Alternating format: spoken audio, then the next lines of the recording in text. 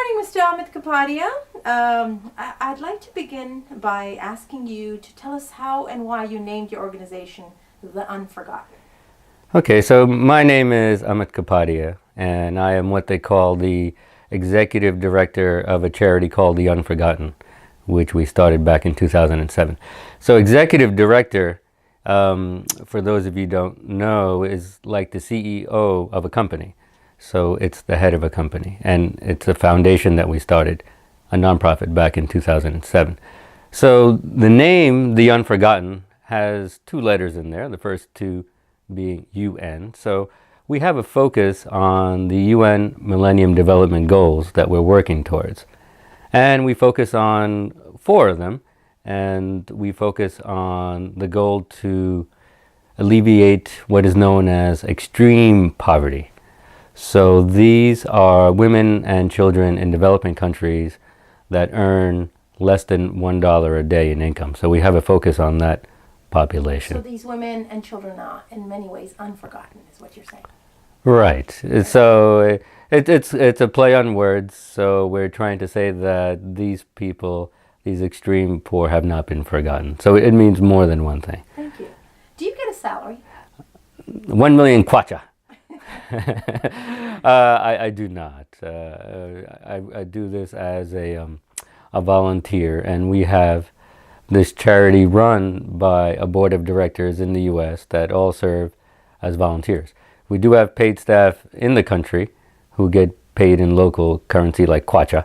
And approximately how much do they get? So they get paid, these are highly qualified people who have master's degrees, graduate degrees in social work and in engineering and law, but they make between $200 and $300 a month. And they work part-time for you? And well, for some of them, they work full-time.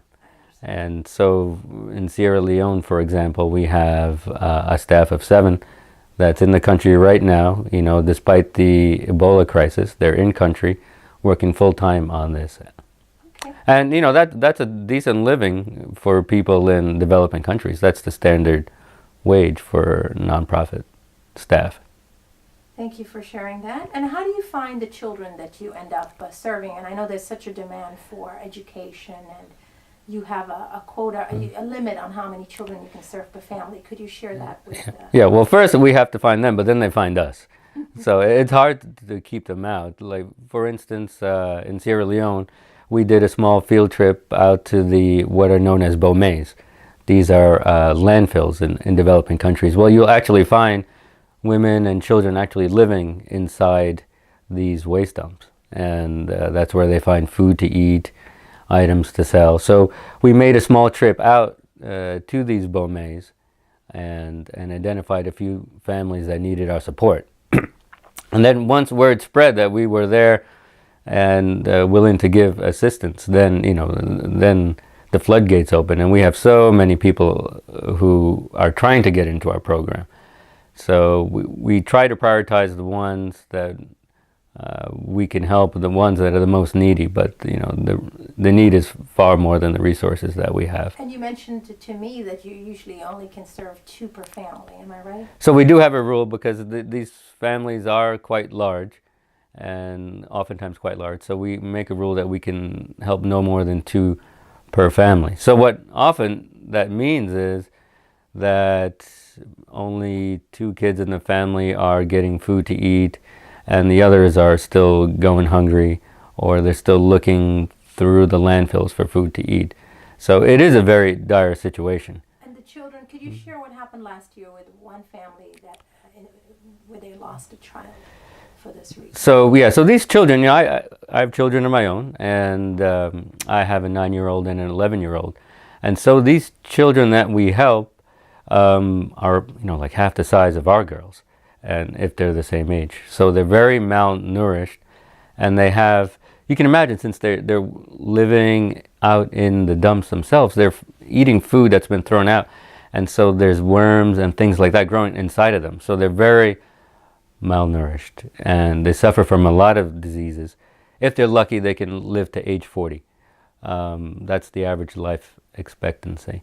But yeah, it's impossible for us to help everybody, and even kids in our program there's still a very high threat to their survival. So one of the children who was not exactly in our program, but their siblings were, they ate some food in the dump, and as often happens, they got sick, and they were vomiting continuously for 4 days.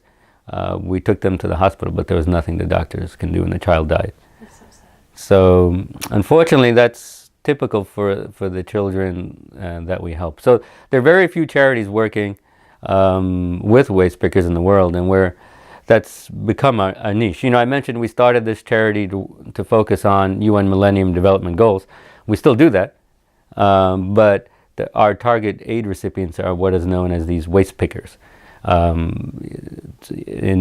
can call them trash pickers, waste pickers, rag pickers.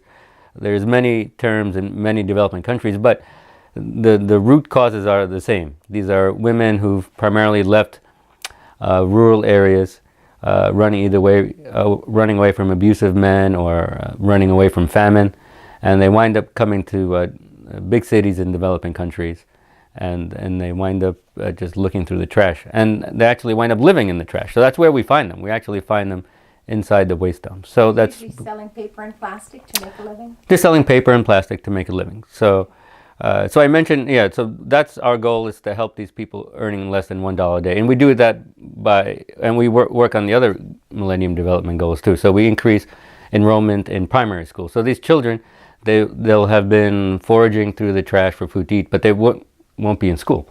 And so they'll be selling some of their supplies. So one of the goals we focus on is increasing primary school enrollment. So the deal we do is we enroll these children in school.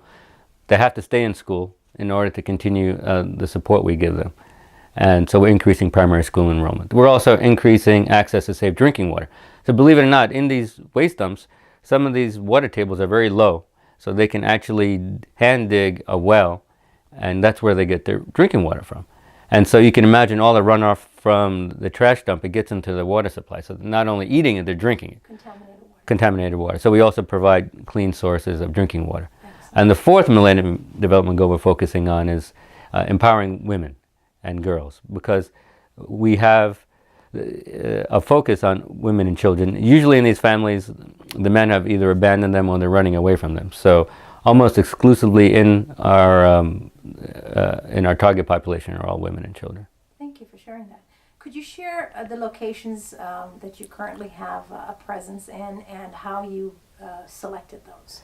So we have, these are all former British colonies, essentially. So they're English medium countries. These are countries that are relatively peaceful that we're working in, but they're extremely poor. So we try to pick the poorest countries in the world to work in. And we're trying to focus on this population that's at the bottom rung of in those countries, in those social. Places? So we're working in Sierra Leone. We're working in Zambia, and we're working in India, and we're just in the early stages of starting a program in Nepal. And let's not forget that Zambia has one of the highest instances or incidents of malaria and infant malaria, and also AIDS. And AIDS, right. So in fact, tomorrow we're flying into Zambia, and we are... So I mentioned we work with these waste pickers, but we also do water projects. That's how we originally started this charity.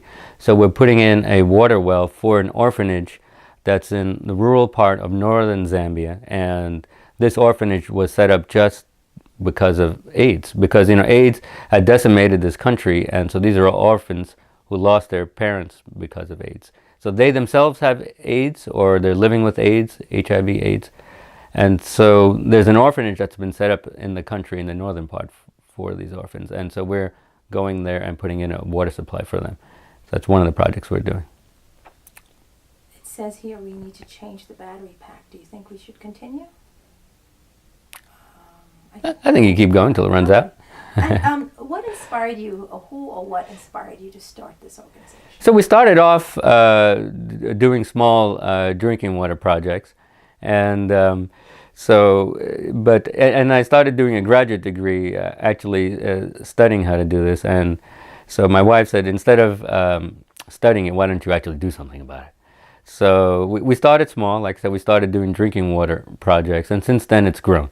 So we have an active board of directors on this charity, and one of those directors, Ashwini Jog, she said, "Why don't you work with this population of waste pickers? They're very marginalized by not only the country but by other NGOs."